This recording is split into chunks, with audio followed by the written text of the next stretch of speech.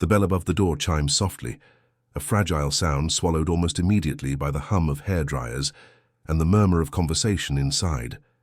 She steps through the threshold, and everything about her tells a story she cannot hide. Dust clings to the hem of her worn coat, settled into the creases of fabric that has seen too many days without rest. Her shoes, once white, now carry the grey residue of city sidewalks walked for hours without destination. She stands there for a moment, blinking against the warm light of the salon, as if emerging from a cave into sudden daylight. Her name is Clara Whitmore, 29 years old, former pediatric nurse at St. Mary's Hospital in Chicago, now a woman who has been walking since dawn, with nothing but a small canvas bag hanging from her shoulder and $18 folded into the pocket of her jeans. Her auburn hair, usually kept in neat waves, now falls in tangled strands around her pale face. Her green eyes, framed by dark circles that speak of sleepless nights, scan the room with a mixture of desperation and hope. The salon is called Bella Rosa. It sits on the corner of Mulberry Street in Little Italy, Manhattan. Red leather chairs face gilded mirrors. Crystal chandeliers hang from a ceiling painted with Renaissance-inspired clouds and cherubs. The scent of jasmine and rose fills the air, mingling with the chemical undertone of hair products and the distant aroma of espresso from the cafe next door. It is a place of elegance, of whispered confidences exchanged beneath the gentle hands of stylists who have been serving the same families for generations. Clara does not belong here. She knows this the moment she enters. The women in these chairs wear silk blouses and gold bracelets that catch the light with every gesture. Their handbags cost more than 3 months of her former rent. Their voices carry the casual confidence of people who have never had to count the change in their pockets before ordering coffee.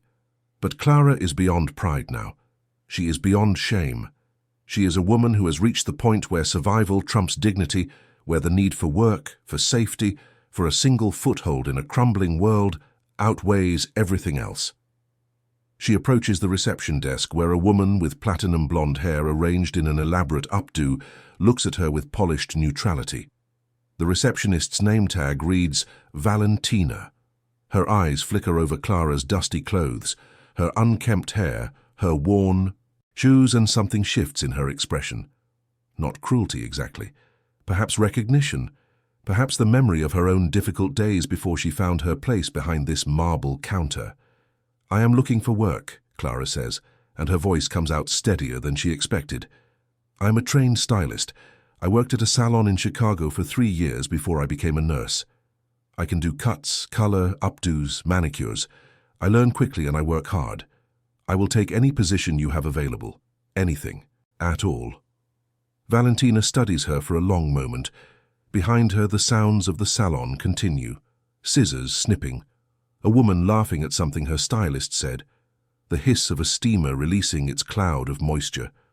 Life going on, indifferent to the quiet drama unfolding at the front desk. "We are not hiring," Valentina says finally, but her voice carries a note of something almost like regret. "I am sorry. You could try the place on Grand Street. They sometimes need extra hands for the busy season." Clara nods. She has already tried that place, and the one on Broome Street and the one on Canal. She has tried 17 salons in the past 3 days, walking from one neighborhood to the next, her feet blistering in shoes that were never meant for this kind of journey. But she thanks Valentina anyway, because manners cost nothing, and because she has not yet lost that part of herself. She turns to leave, and that is when she sees him. He sits in a corner of the salon that she had not noticed before. A private area partially concealed by a folding screen painted with golden vines and crimson flowers. The chair there is different from the others, larger, black leather instead of red. And the man who occupies it is unlike anyone else in this room. He is perhaps 40 years old, though there is something ageless about the way he holds himself. Tall, broad-shouldered, with dark hair swept back from a face that seems carved from marble. His jaw is strong, defined by a shadow of stubble that suggests he has more important things to consider than daily grooming rituals. His eyes are the color of storm clouds, gray, silver, shifting, and they are fixed directly on her. He wears a charcoal suit that fits his frame with the precision of custom tailoring. His tie is midnight blue silk. His shoes, visible beneath the salon cape draped across his chest, are polished to a mirror shine. A heavy watch gleams on his wrist. Gold. Expensive. The kind of watch that men wear not to tell time but to announce their position in the world. But it is not his clothes or his watch that makes Clara's breath catch in her chest. It is the way he looks at her. Not with the dismissive glance of the wealthy regarding the poor. Not with the predatory interest that some men show to vulnerable women. No. He looks at her as if he is reading a book, turning pages, absorbing every chapter of her story through the simple observation of her stance, her clothes, her eyes. The stylist, working on. His hair has paused. She is a woman in her 50s, silver-haired and elegant, and she follows his gaze to Clara with an expression that suggests she has seen this before. Has seen him notice things, notice people, has learned not to ask questions. "Marco," the woman says softly. "Your phone was vibrating." The man does not respond immediately.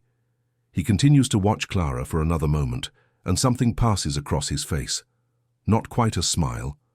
A flicker of something that might be curiosity or recognition, or perhaps simply the acknowledgement of one survivor identifying another. Then he looks away, returns his attention to the mirror in front of him, and Clara feels released from a spell she did not know she was under. She pushes through the door and steps back onto the street. The cold March air hits her face, sharp with the smell of exhaust and distant rain. She stands on the sidewalk for a moment, trying to remember which direction leads to the subway, trying to calculate how many. More blocks she can walk before her body demands rest. Behind her, the door to Bella Rosa opens again. Wait. The voice is deep, resonant, accented with something she cannot quite place. Italian, perhaps. Or something older. Something that speaks of generations rooted in a single place, a single tradition. She turns. The man from the corner is standing in the doorway. He has removed the salon cape, and now she can see the full breadth of his shoulders, the way his suit jacket stretches across, them with barely contained power. He is taller than she realized, 6 feet at least, perhaps more. And up close his eyes are even more striking. Silver shot through with threads of darker grey, like lightning captured in glass. "You said you are looking for work," he says. "It is not a question." Clara nods. Her throat feels tight. There is something about this man that makes the air around him feel heavier, charged with an electricity she cannot name. "What kind of work are you willing to do?" The question hangs between them. Clara thinks of all the wrong answers she could give, all the ways this moment could turn dangerous. She has learned in the past month how quickly safety can become peril, how easily a helping hand can become a closing trap. "Honest work," she says. Her voice does not waver. "Whatever honest work you have." The man studies her. His gaze moves across her face, lingering on the faint bruise near her left temple that makeup could not quite conceal. The bruise is yellowish, now healing, but it tells a story of a hand raised in anger, a story of a door slammed and a woman running into the night with nothing but the clothes on her back. His expression does not change, but something in his eyes shifts, hardens. Not against her, she realizes, against whoever put that mark on her skin. "My mother owns this salon," he says. "She is looking for an assistant, someone to help with scheduling, inventory, keeping the books in order. It is not glamorous work, but it is honest, and it pays well." Clara stares at him. She does not know what to say. In the fairy tales of her childhood, strangers who offered salvation always demanded something in return: a year of service, a firstborn child, a soul signed away in fine print. "I do not even know your name," she says. The man almost smiles. Almost. The corner of his mouth lifts by a fraction, and for an instant, the severity of his face softens into something that might, in another light, be called warmth. "My name is Marco Vitale," he says, "and you are about to find out that in this neighborhood, that name carries certain expectations. But I promise you this: if you come to work here, no one will harm you. No one will question you, and no one will ask you to do anything you do not wish to do. He reaches into his jacket pocket and produces a business card. Thick cream paper, elegant black script, an address on Mulberry Street, a phone number, nothing else. "Come back tomorrow at 9 in the morning," he says. "Ask for Signora Vitale. She will be expecting you." He presses the card into her hand. His fingers brush against hers, and even that brief contact sends a jolt through her body. His skin is warm, his grip is strong, and then he releases her and steps back into the salon, the door closing behind him with a soft click. Clara stands on the sidewalk, holding the card, staring at the name embossed upon it. Marco Vitale. The name means nothing to her.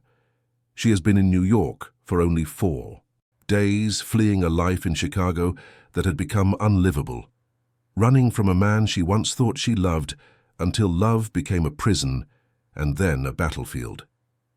She does not know that Marco Vitale is the head of one of the most powerful families in the city. She does not know that the salon she just entered is more than a place of beauty. It is a front, a meeting ground, a neutral territory where deals are made and alliances are sealed beneath the hum of hairdryers and the scent of jasmine. She does not know that the man who just offered her salvation is capable of violence that would make her nightmares seem gentle by comparison. That the hands that brushed against hers have held weapons, have given orders that ended lives, have built an empire on foundations that the law would call criminal and the underworld would call justice. All Clara knows in this moment is that she has nowhere else to go, no one else to turn to. And for the first time in weeks, someone has looked at her not as a problem to be solved or a burden to be borne, but as a person worthy of respect. She tucks the card into her pocket. She walks to the subway station, and as she descends into the underground world of fluorescent lights and rattling trains, she carries with her the image of storm-grey eyes watching her from across a room full of strangers. Tomorrow she will return. Tomorrow she will meet Signora Vitale. Tomorrow her life will begin to change in ways she cannot possibly imagine. But tonight, she will find a shelter. She will eat the sandwich she has been saving in her bag. She will sleep on a cot surrounded by other women who have also lost everything, and she will dream of lightning captured in glass. Check if you are already subscribed to this channel. Every story here is a journey from darkness to light, and you do not want to miss a single step. Subscribe now and become part of this family. The morning arrives gray and cold, the sky over Manhattan pressing down like a lid on a pot, about to boil. Clara wakes in the shelter on 23rd Street, her body stiff from the thin mattress, her mind already racing with the possibilities and perils of the day ahead. Around her, other women are stirring. A mother with 2 small children gathers their belongings into plastic bags. An elderly woman sits on the edge of her cot, whispering prayers in a language Clara does not recognize. The air smells of instant coffee and industrial disinfectant. Clara rises. She washes her face in the communal bathroom, studying her reflection in the scratched mirror. The bruise on her temple has faded to a pale yellow, barely visible now. She applies the last of her concealer carefully, blending it into her skin until only she knows it is there. She brushes her tangled hair until it falls in something resembling waves. She puts on the one clean blouse she has left, a pale blue cotton that once made her feel professional and capable, and pairs it with the dark jeans that have become her uniform of survival. By 8:30 she is standing outside Bella Rosa. The salon does not open until 10, but the lights inside are already on. Through the window she can see someone moving among the chairs, adjusting things, preparing for the day. She takes a deep breath. She pushes through the door. The bell chimes, that same soft sound from yesterday, and the woman who turns to face her is unlike anyone Clara has ever seen. She is perhaps 70 years old, but she carries herself with the energy of someone half that age. Her hair is silver, swept up in an elegant chignon held in place by pearl-tipped pins. Her face is a map of fine lines, each one earned through decades of laughter and sorrow and everything in between. Her eyes are dark brown, nearly black, and they sparkle with an intelligence that misses nothing. She wears a dress of deep burgundy silk, simple in cut but luxurious in fabric. A single strand of pearls circles her throat. Her hands, spotted with age but steady, are adorned with rings. A gold band on her left hand, a ruby set in silver on her right, and on her little finger, a signet ring bearing a crest that Clara does not recognize. "You must be Clara," the woman says.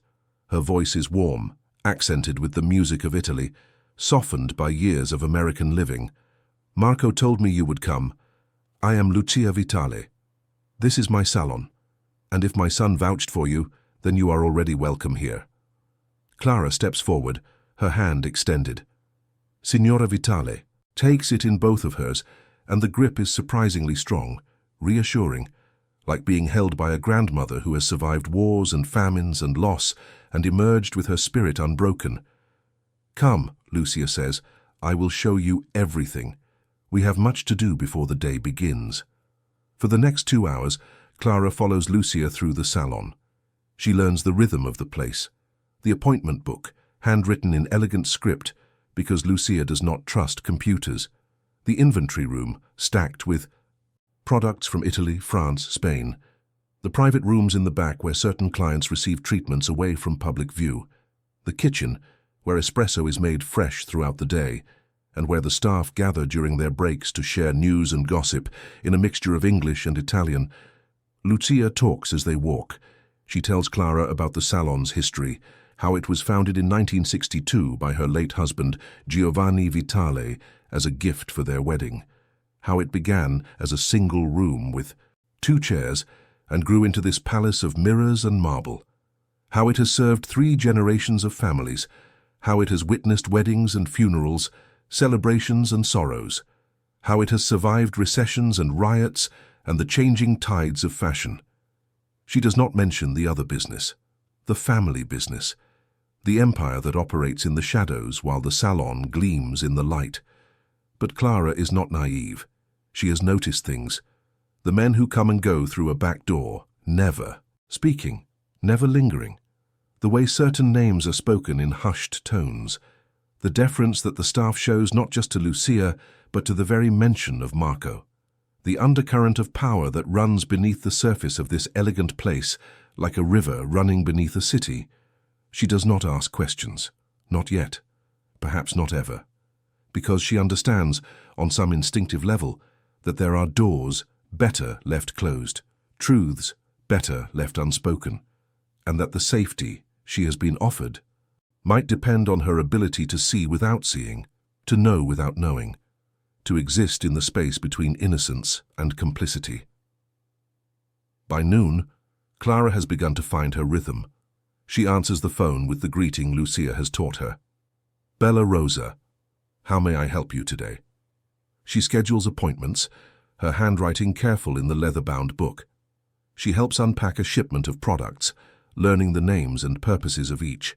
She makes espresso for the stylists, who receive her with cautious warmth. The new girl, they call her. Marco's project. Words that carry meaning she does not yet understand. At 1 o'clock, the door opens, and Marco walks in. He is dressed differently today. Dark jeans, a black sweater that clings to his torso, a leather jacket worn soft with age. His hair is slightly disheveled, as if he has been running his hands through it.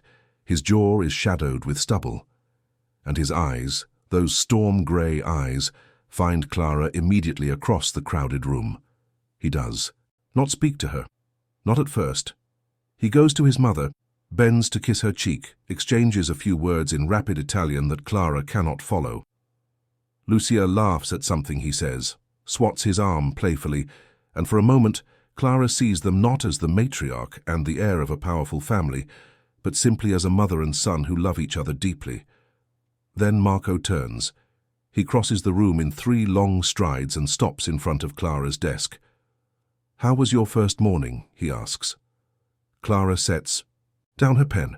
She meets his gaze, refusing to look away, even though something in her chest tightens at his proximity. "Your mother is a remarkable teacher," she says. "I have learned more in 4 hours than I did in a month at my last job." Marco's lips twitch, that almost smile again. "My mother has a gift for instruction, and for judgment. If she has accepted you, it means she sees something in you worth cultivating. Clara does not know how to respond to that. She has spent so long being told she was worthless, broken, a burden, that the idea of being seen as worth cultivating feels foreign, uncomfortable, like wearing a coat that is too warm for the weather. Marco seems to sense her discomfort. He takes a step back, giving her space, and his expression softens almost imperceptibly. "There is a restaurant on the corner of Hester Street," he says. "Café Palermo, tonight at 8. I would like to speak with you about something important, if you are willing." It is not an order, Clara realizes. This with some surprise. It is an invitation. He is asking, not telling, offering a choice where she half expected a command. "All right," she says, 8 o'clock. I will be there." Marco nods. He turns and walks toward the back of the salon, disappearing through a door that Clara has been told leads to private offices, spaces she is not yet permitted to enter. She returns to her work, but her mind is elsewhere, circling around the mystery of Marco Vitale, the way he looks at her, the way he speaks to her, the way he seems to see past the dust and the desperation to something beneath. At 7:30, Clara leaves the salon. She walks the few blocks to Hester Street, passing shops and restaurants and cafes that glow with warm light against the gathering dusk. The air is cold, carrying the promise of rain, and she pulls her coat tighter around her body. Café Palermo is a small place, intimate, with red-checkered tablecloths and candles flickering in wine bottles, crusted with years of melted wax. The smell of garlic and tomato and fresh bread wraps around her like an embrace. A waiter in a white apron shows her to a table in the back corner, partially hidden by a wooden screen carved with grapevines. Marco is already there. He rises when she approaches, a gesture of old-fashioned courtesy that surprises her. He pulls out her chair. He waits until she is seated before sitting down himself. "Thank you for coming," he says. "You made it sound important." It is. A waiter appears, pouring water, reciting specials. Marco orders for them both in Italian, his voice fluid and confident. The waiter nods deferentially and disappears. "I want to tell you something," Marco says when they are alone. "Something about who I am, what I do, what it means to work for my family." Clara's hands grip the edge of the table. Here it comes. The truth she has been circling. The darkness behind the elegance. "I'm not a legitimate businessman," Marco continues. His voice is calm, factual, as if he is discussing the weather. "My family has operated outside the law for generations. We have interests in many areas, some legal, some not. The salon is real. My mother's love for it is real. But it is also a front, a way to move money, a place where certain conversations can happen without observation." Clara says nothing. She watches his face, waits. "I am telling you this because you deserve to know the truth before you go further. If you choose to stay, you will be protected. No one will harm you. No one will ask you to participate in anything illegal. You will be an employee of the salon and nothing more. But you will know. You will carry that knowledge. And that in itself is a kind of involvement." He pauses. His eyes search her face. "I understand if you want to leave. I can give you money. Enough to start over somewhere else. A reference for a legitimate job. You can walk out of here tonight and never see me again." Clara considers this. She thinks about the shelter on 23rd Street. The women with their plastic bags and whispered prayers, the cold streets and the closed doors and the endless walking with nowhere to go. She thinks about the bruise that has finally faded from her temple, the man in Chicago who gave it to her, the husband who promised to love her and instead used his hands as weapons, his words as chains. The night she finally broke free, running into the darkness with nothing but the clothes on her back, leaving behind everything she had built because staying meant death slow or sudden, but death all the same.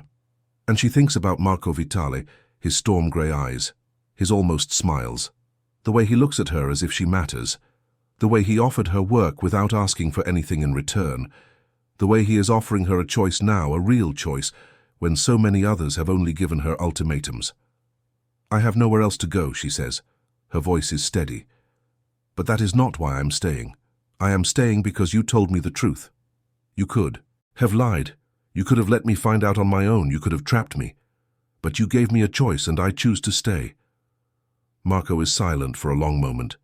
His expression does not change, but something shifts in his eyes, a flicker of what might be respect, or surprise, or something deeper that she cannot name. Then I have one more thing to tell you, he says. What is that? The man you are running from. Your husband.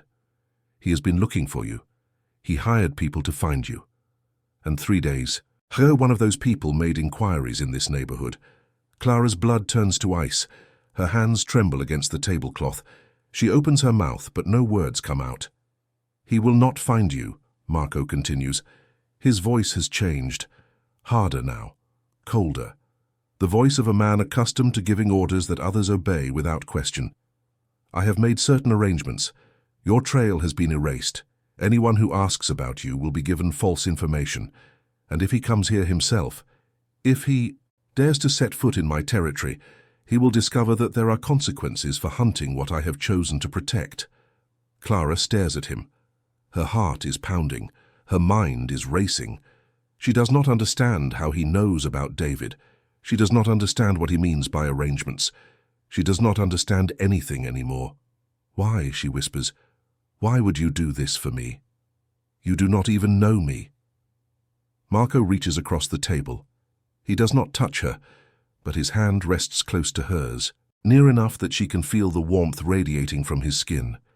Because I have seen what men like him do, he says. His voice is quiet now, intimate. Because my sister was married to a man like him, and I could not protect her in time.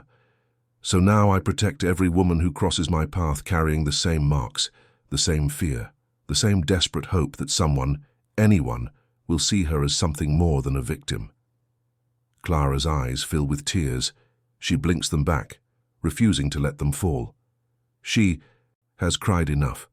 She has been broken enough. Tonight she will not break again. Your sister, she says. What happened to her? Marco's jaw tightens. His eyes go dark, shadowed by memories that cut deeper than any knife. She found peace, he says finally.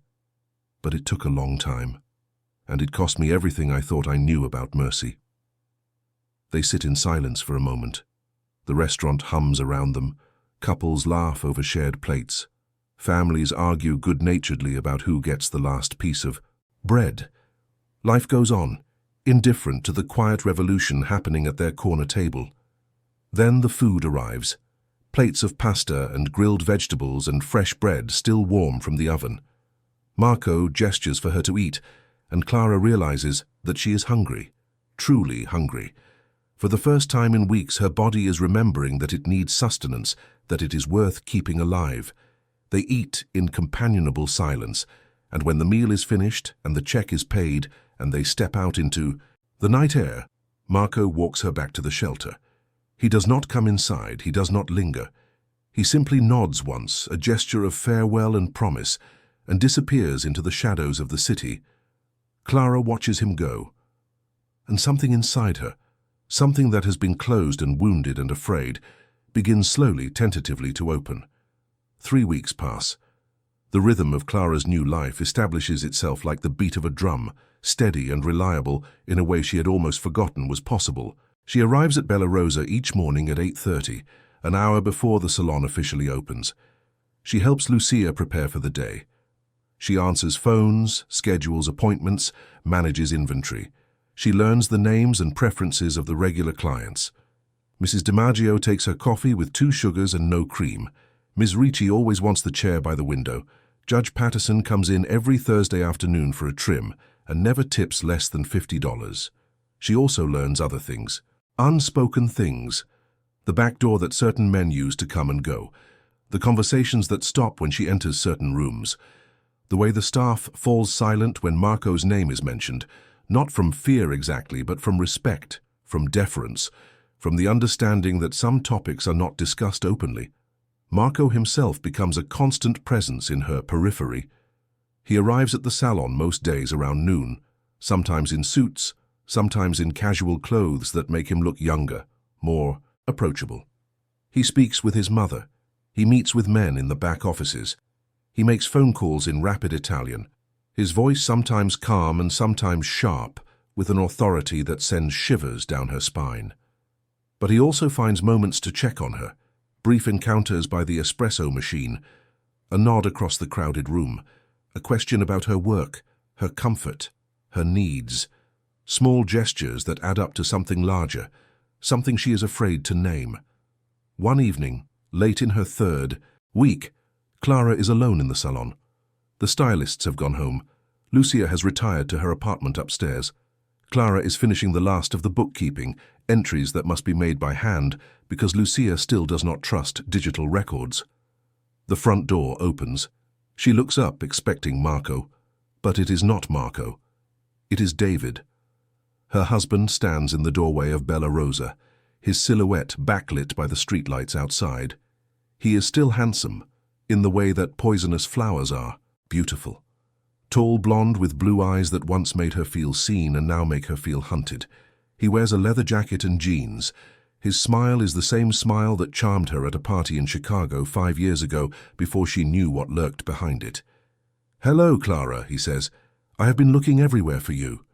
Her body freezes, every muscle locks. Her mind screams at her to run, to fight, to do something, but she cannot move.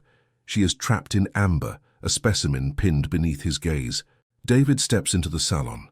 The door swings shut behind him. "You have been very difficult to find," he continues. His voice is pleasant, conversational, as if they are discussing plans for dinner. "But I never give up. You know that about me. When I want something, I get it. And I want you, Clara. I want my wife back."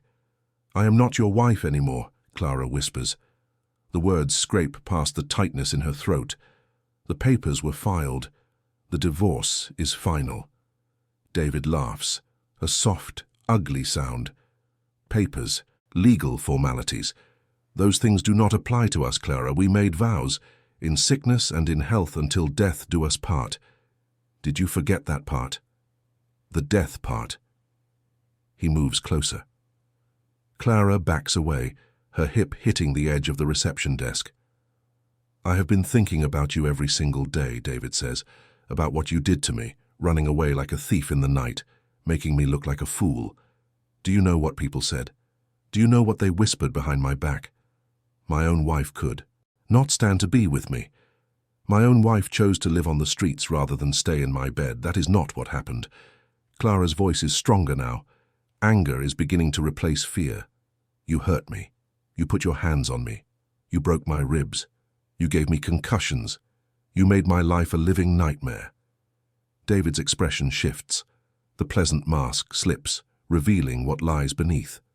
Rage, pure and cold and terrifying. "You made me do those things," he hisses. "You provoked me. You pushed me. You never knew when to keep your mouth shut." He lunges. His hand reaches for her arm. And then the world explodes. The back door of the salon crashes open. Men pour through it. 3, 4, 5 of them, dressed in black, moving with military precision. David is seized before his fingers can close around Clara's wrist. He is dragged backward, his arms wrenched behind his back, his legs kicked out from under him. And behind the men, walking slowly, deliberately, comes Marco. He is different tonight. Clara has seen him in suits. She has seen him in casual clothes. But she has never seen him like this. He wears all black. His eyes are not storm grey anymore. They are the colour of midnight, depthless and cold. His face is a mask of controlled fury, every line and angle sharp as a blade. He stops in front of David, who is on his knees, held in place by 2 men who show no expression at all. "You should not have come here," Marco says. His voice is quiet, almost gentle. "That makes it worse. I gave you warning. I erased her trail. I sent messages through channels you would understand, but you did not listen." David struggles against the men holding him. "Do you know who I am? I have connections. I have lawyers. I will destroy you." Marco crouches down so he is at David's eye level. He studies the man for a long moment. And then he smiles, a smile that holds no warmth, no humor, Nothing but the promise of consequences. You have connections, Marco repeats. He reaches out and adjusts David's collar, an oddly intimate gesture. And I have something more. I have this neighborhood. I have every police officer, every judge, every official who matters within 20 blocks of this salon. I have a family that has been here for 100 years, and I have something you will never understand. I have patience, I have memory, and I have absolutely no mercy for men who raise their hands to women. He stands. He nods to his men.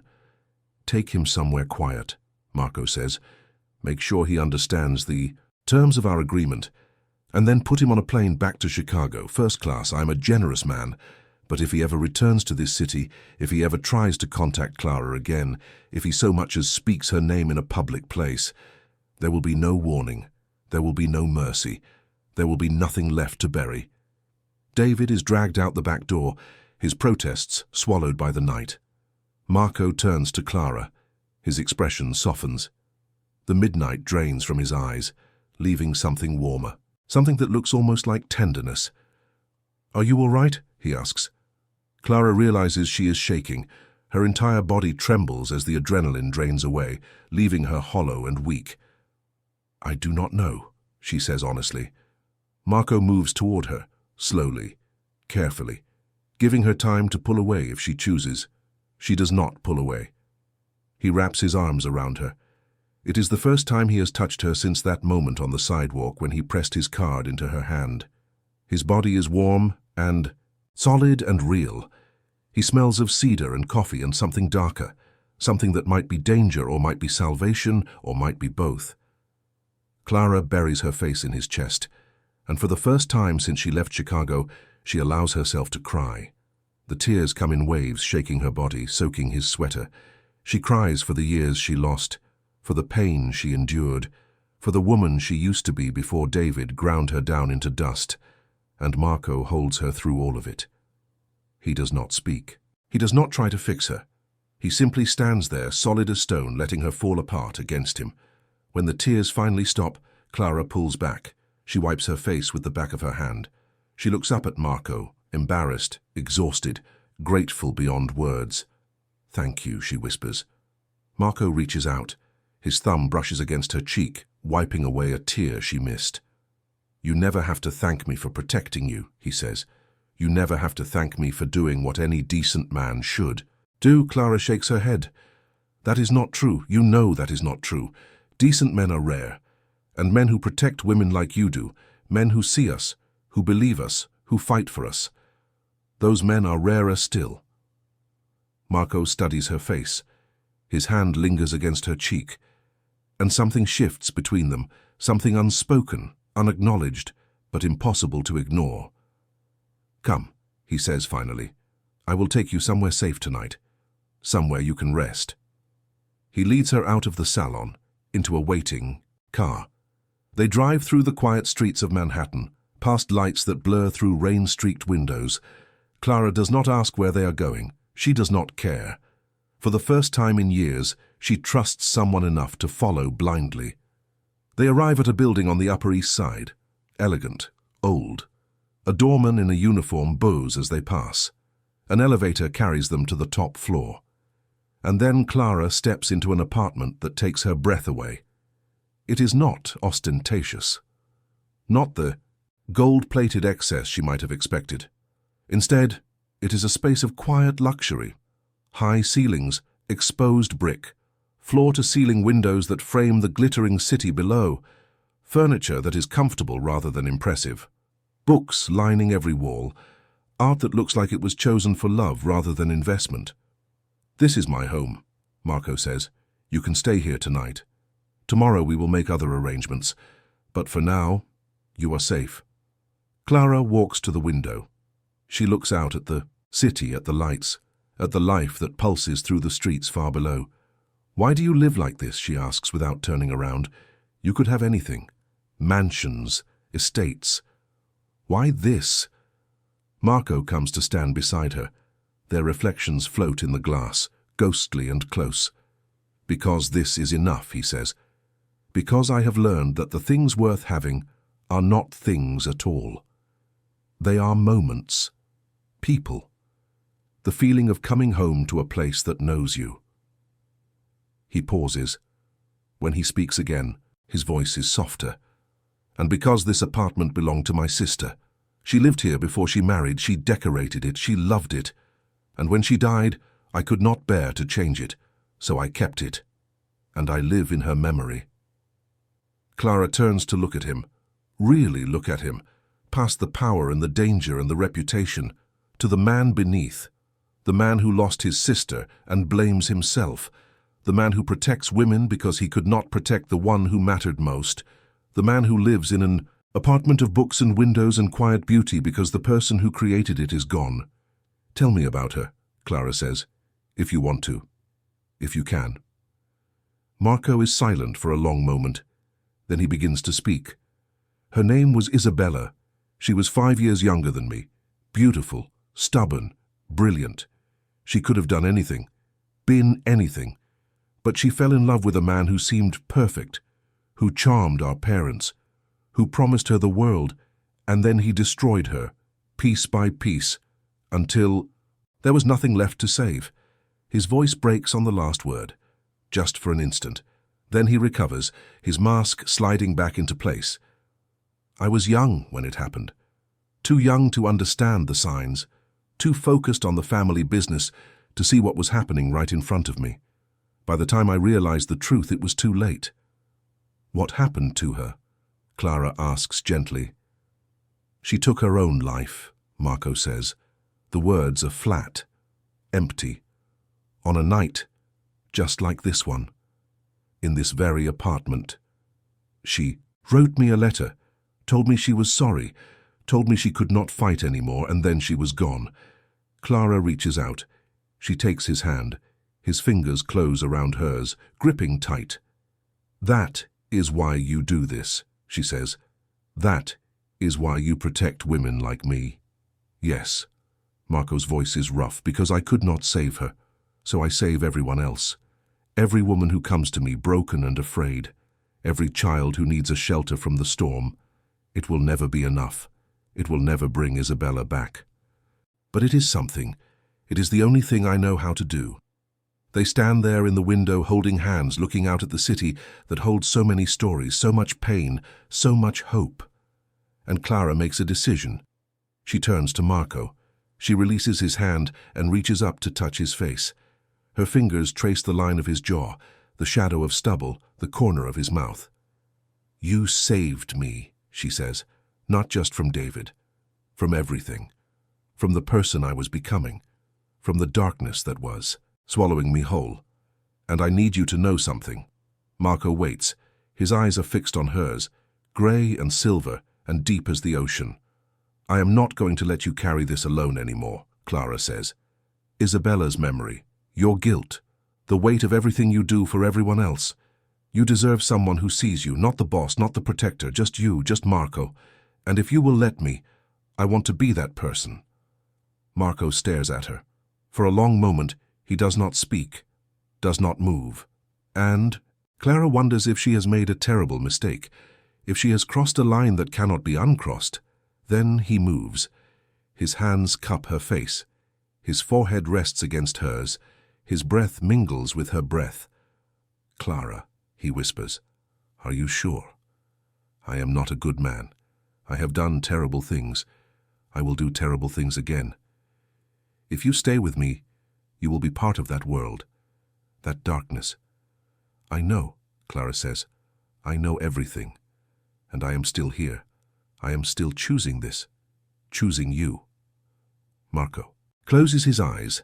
A tremor runs through him, and when he opens his eyes again, they are bright with something she has never seen in him before. Not desire, not possession, but hope.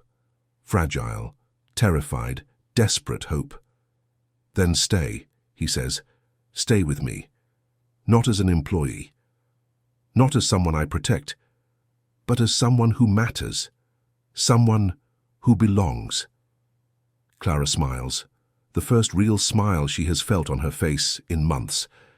I thought you would never ask. And then, slowly, gently, giving her every opportunity to pull away, Marco lowers his mouth to hers. The kiss is soft, tentative. A question rather than a statement. Clara answers it with her whole body, leaning into him, wrapping her arms around his neck, letting herself fall into the warmth and safety of his embrace. Outside the window, the city glitters. Rain begins to fall, streaking the glass with silver tears. And inside the apartment, two broken people begin the slow, terrifying, beautiful work of putting each other back together. I need to pause here and ask you something. Has this story touched you? Has it made you feel something real? If it has, please leave a comment right now. Write these words: I believe in second chances.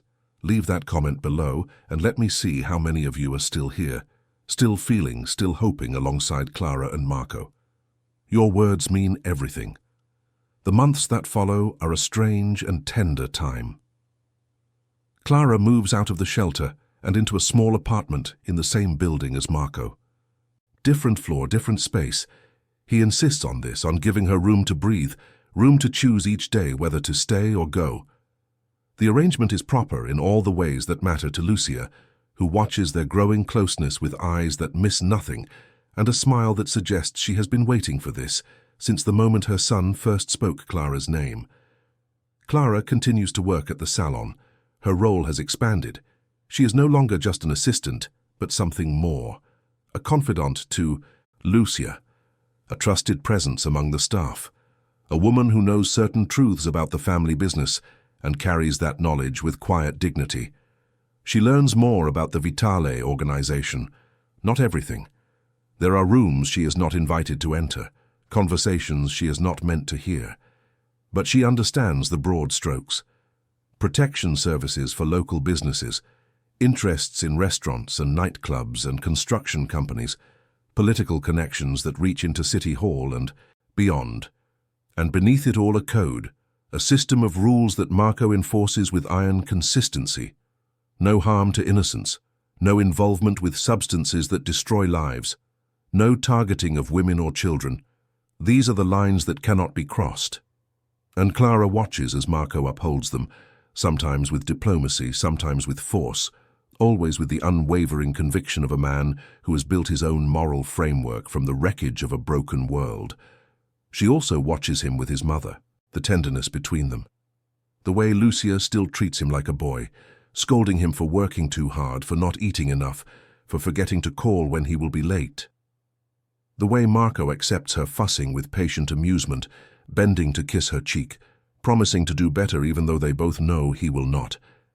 And she watches him with his men, the loyalty that runs deeper than fear, the respect that is earned rather than demanded, the way they would follow him into fire if he asked, not because they must, but because they believe in what he represents. Spring arrives. The city sheds its grey coat and puts on colours. Cherry blossoms bloom in Central Park. Sidewalk cafes open their doors. And Clara begins to feel something she thought she had lost forever: hope. One evening in April, Marco takes her to the roof of his building. Someone has arranged chairs and a small table. Candles flicker in glass holders. A bottle of wine waits in an ice bucket. The city spreads out below them, a carpet of light stretching to the horizon. "What is this?" Clara asks as Marco pulls out her chair. "This is me trying to be romantic," Marco says.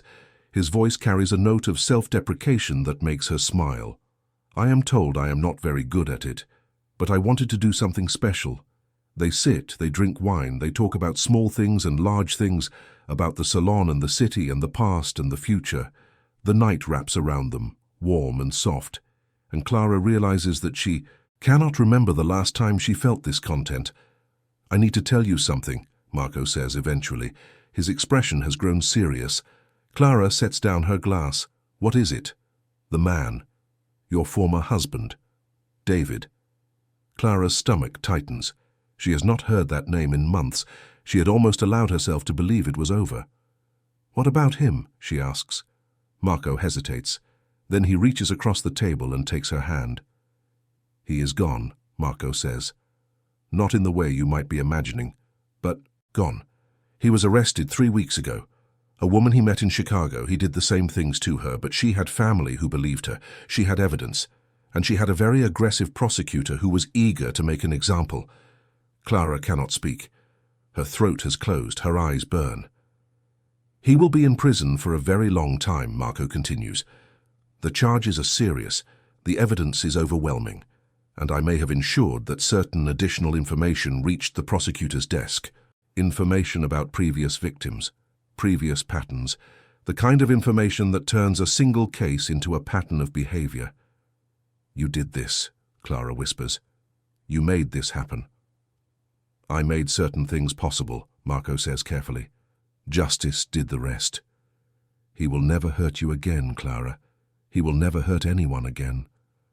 The tears come then, but they are different tears, not the tears of fear or pain that she has cried so many times before. These are tears of release, of closure, of a chapter finally truly ending. Marco moves around the table. He kneels beside her chair. He pulls her into his arms, holding her against his chest, letting her cry until there are no more tears left. When she finally pulls back, Clara looks at him. This man who has given her so much, who has protected her, sheltered her, loved her in ways she is only beginning to understand. I love you, she says. The words come out before she can stop them, before she can question whether it is too soon, too much, too vulnerable. I love you, Marco. I think I have loved you since the moment you followed me out of that salon and offered me a chance at a new life. Marco stares at her. For a long moment, he does not speak. Then he laughs, a real laugh, warm and surprised and utterly without guile.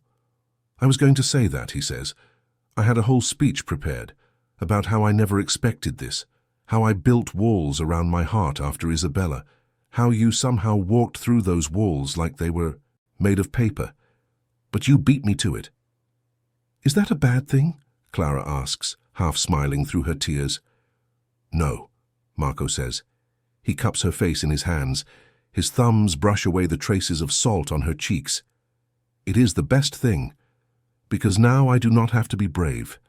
I just have to be honest. He takes a breath, and when he speaks again, his voice is the most vulnerable she has ever heard it. I love you, Clara Whitmore. I love the way you walked into my mother's salon covered in dust and refused to be ashamed. I love the way you work, the way you learn, the way you treat everyone with kindness, even when the world has given you no reason to be kind. I love the way you look at me like I am more than what I do, like I am someone worth knowing, someone worth loving. He pauses. I want to build something with you, he continues. Not the empire my family built. Something new, something ours. A life, a future. Children, if you want them. A home that is truly a home, not just a place we sleep. I want to wake up every morning knowing you are there. I want to go to sleep every night with your hand in mine. I want everything, Clara, everything you are willing to give. Clara looks at him, at his storm-grey eyes, bright now with emotion, at his face, so often guarded, now open and raw, at the man who could command armies but kneels before her like a supplicant, asking not for obedience, but for love. Yes, she says simply. Yes to what? Yes to everything. Yes to the life. The future, the children, the home. Yes to waking up and going to sleep and everything in between. Yes, Marco, 1,000 times yes. He kisses her then, not soft like before. This kiss is fierce, claiming, a seal on a promise they are making to each other, to the future, to whatever comes next. They stay on the roof until the candles gutter and die. They talk about dreams and plans and practical considerations. They laugh about Lucia's reaction when she finds out. They wonder what the staff will say, how the neighborhood will gossip, how their lives will change. And when they finally go inside, when the door closes behind them and the night settles over the city, they do not sleep in separate apartments. They do not maintain proper distances. They fall asleep in each other's arms, tangled together like vines, like roots, like two trees that have grown so close their branches have become indistinguishable. Outside, the city pulses with its eternal rhythm. Somewhere a siren wails, somewhere a couple argues, somewhere a child cries. Life goes on, indifferent and vast, but inside that apartment, in that bed, two people who had lost everything find each other, and in finding each other, they find the courage to begin again. A year passes. The seasons turn like pages in a book that Clara is finally allowed to read without fear. Summer arrives first, bringing heat that shimmers off the sidewalks and turns the salon into an oasis of cool air and chilled refreshments. Clara learns to navigate the rhythms of the neighborhood in this new season. The outdoor festivals where families gather to eat and dance and argue good-naturedly about whose grandmother makes the best sauce. The impromptu water fights between children that turn entire blocks into laughing, shrieking chaos. The long evenings when the sun refuses to set, painting the sky in shades of amber and rose. She and Marco establish patterns. Dinners with Lucia on Sunday evenings, where the older woman holds court and tells stories of the old country, of Giovanni, of the early days when the salon was just a dream. Walks through Central Park on Marco's rare days off, his hand warm in hers, their conversations ranging from the mundane to the profound.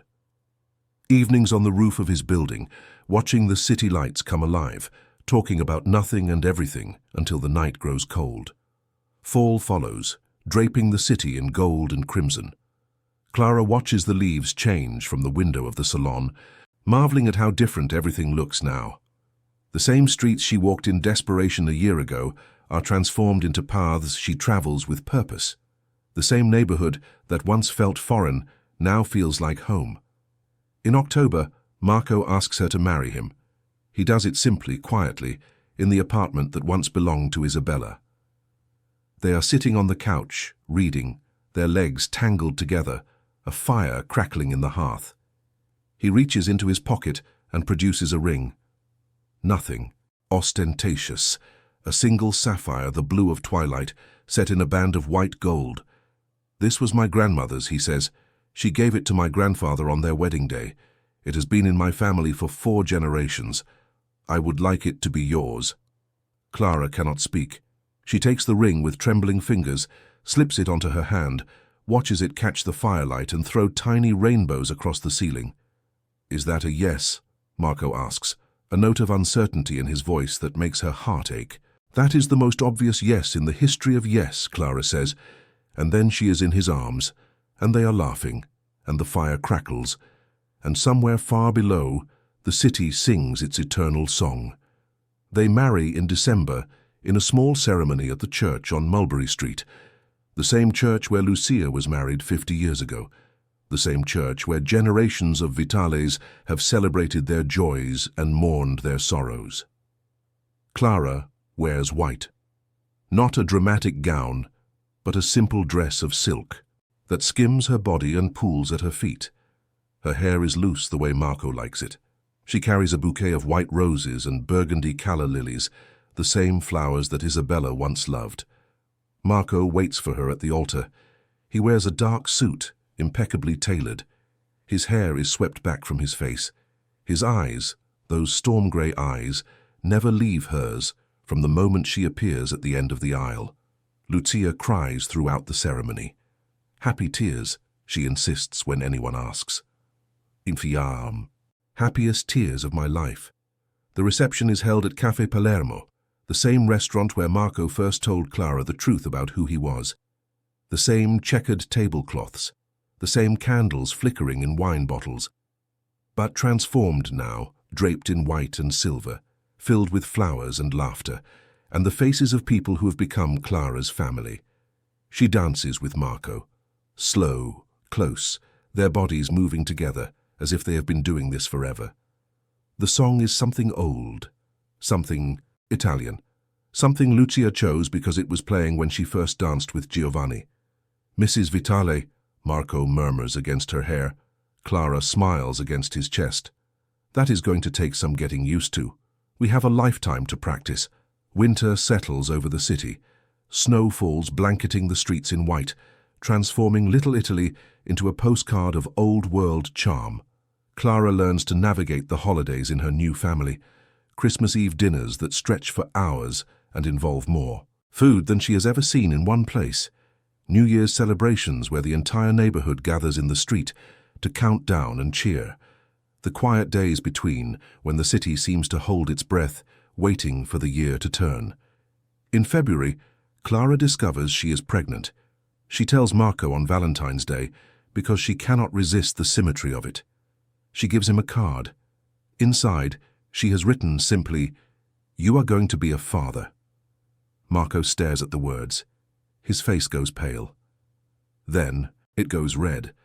Then it crumples into an expression she has never seen before, something between terror and joy, between disbelief and the purest, most overwhelming love. "Clara," he whispers. She nods, tears streaming down her face. Happy tears, the happiest tears of her life. Marco falls to his knees. He wraps his arms around her waist and presses his face against her stomach.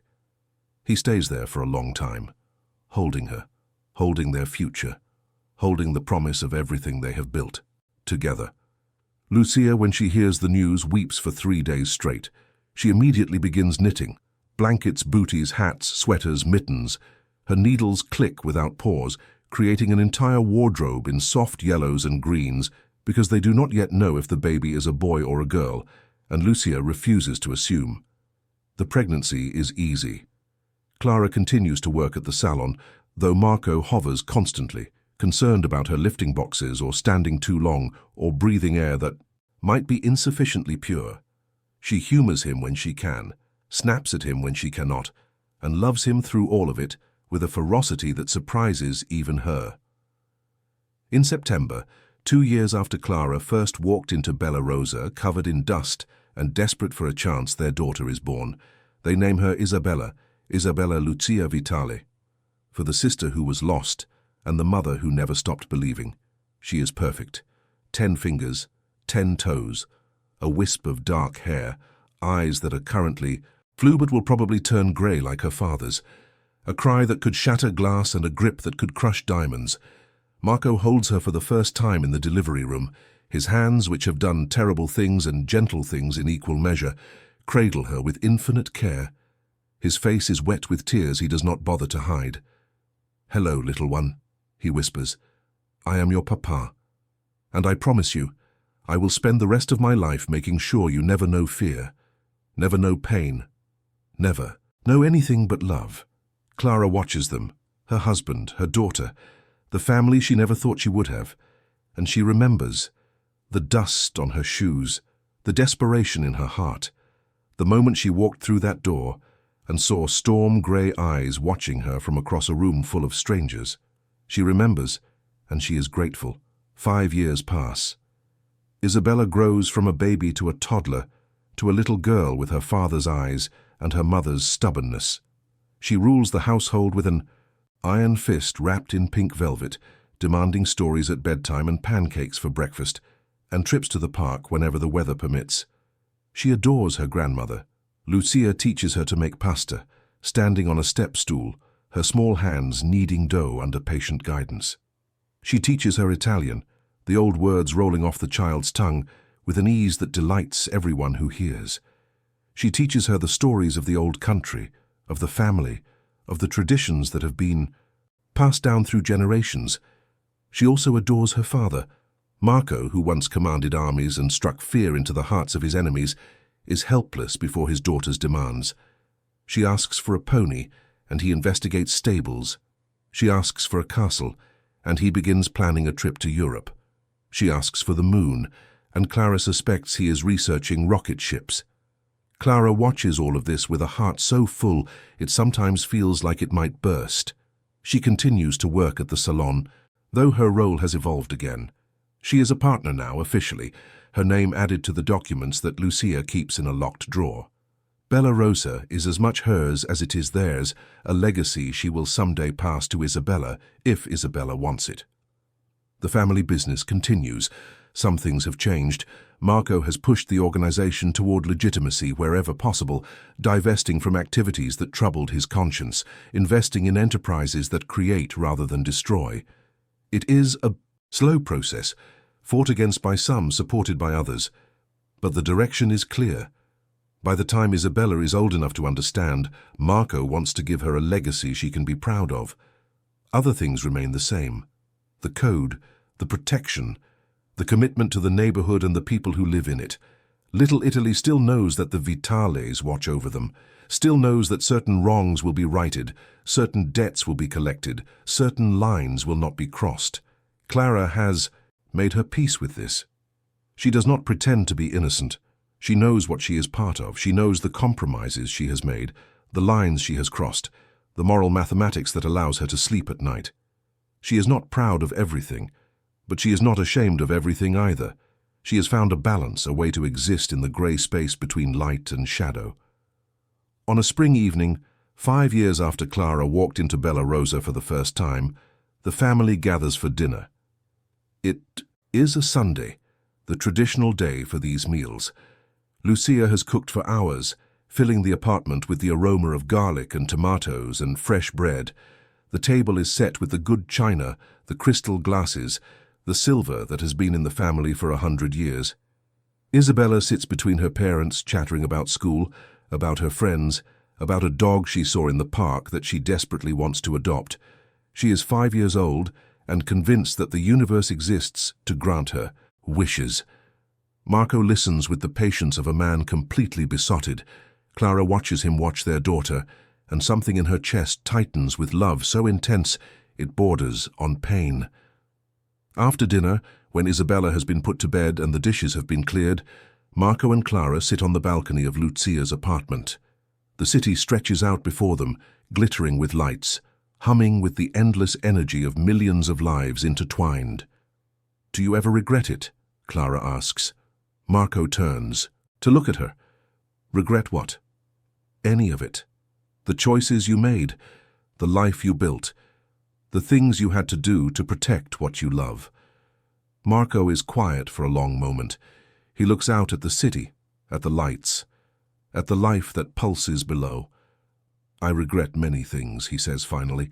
"I regret that my sister never got to meet you. I regret that my father did not live to see his granddaughter. I regret the pain I have caused, even when it was necessary. I regret the man I had to become in order to survive." He pauses, turns to face her fully. "But I do not regret you," he says. "I do not regret the moment you walked into my mother's salon, covered in dust, refusing to be ashamed of your circumstances. I do not regret offering you work, offering you protection, offering you my heart. I do not regret a single second of our life together, because you, Clara, you are the best thing that ever happened to me. You and Isabella. You are my redemption, my salvation, my proof that even a man like me can deserve something beautiful." Clara reaches for his hand. Their fingers intertwine, familiar now, essential. "I used to think my life was over," she says. "When I left Chicago, when I was running, when I had nothing. I thought I would die on those streets. I thought no one would ever see me again, really see me the way you saw me." She squeezes his hand. "But you did see me," she continues. "You saw past the dust and the desperation. You saw something worth saving. And in saving me, you saved yourself too. We saved each other, Marco. That is the truth of our story.